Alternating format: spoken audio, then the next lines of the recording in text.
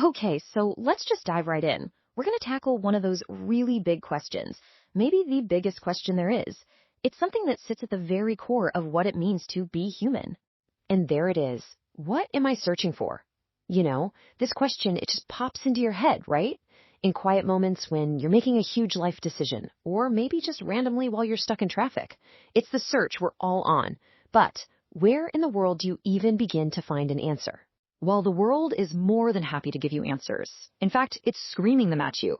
Society, culture, religion, they all have a script ready for you. You should serve others. No, you should reach God. You know what? Just go with the flow. Or maybe work really, really hard and make a ton of money. Wait, scratch that. The real secret is to have no ambition at all.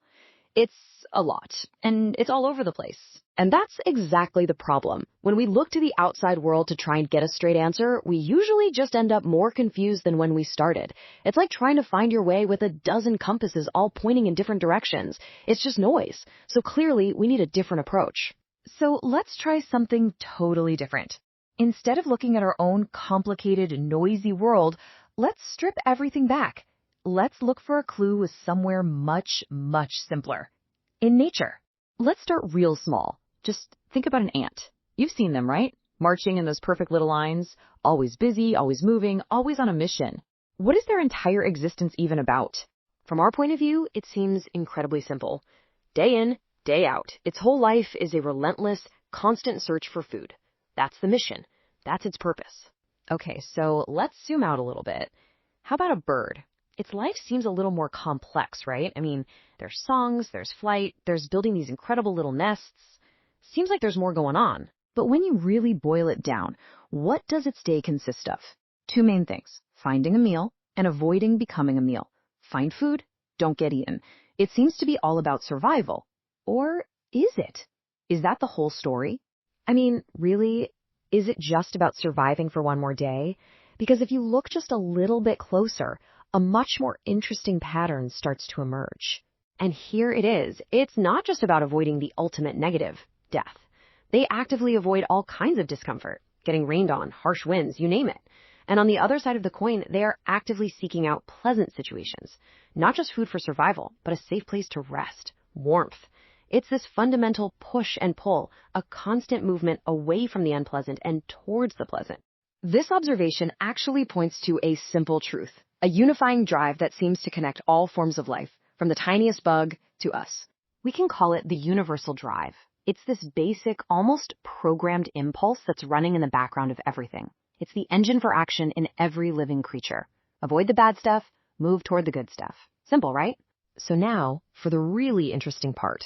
Let's take this simple, powerful idea and apply it back to our own messy, complicated human lives. Does this universal drive still hold up? And this is probably the first thing that comes to your mind, isn't it? What about all the things that make us human? What about selfless acts, sacrifice, charity, love? Surely those things break the rule. That's not about seeking pleasant experiences for ourselves, is it?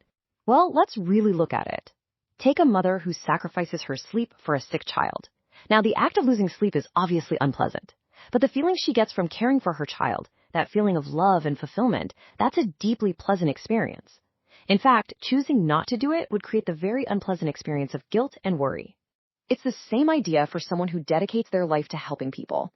The work might be incredibly hard, but they do it because making a difference provides a profoundly pleasant experience of purpose and satisfaction. In a way, the service is to themselves. It's fulfilling their own need to have that feeling. And you can see this pattern everywhere. Raising a family, you're searching for the pleasant experiences of love and fulfillment. Building a career, you're after the pleasant feelings of security, achievement, and respect. Creating art, pursuing knowledge. If you peel back the layers of any complex human action, you'll find it. The pursuit of a pleasant experience. So if this is true, it completely changes our original question. We think we're searching for a specific thing, a promotion, a relationship, a house, but maybe those aren't the actual destinations. Maybe they're just the vehicles we're trying to use to get to a certain state of being. The real search, the thing every one of us is actually looking for, is a pleasant experience that doesn't end. We are all searching for a state of uninterrupted happiness. That's the real goal behind everything we do. And that, of course, leads us to the biggest, most important question of all. If every living thing, including us, is hardwired to seek a constant state of pleasantness, then why are we so bad at it? Why does our happiness come and go? Why is it never stable? Now that is a search worth going on.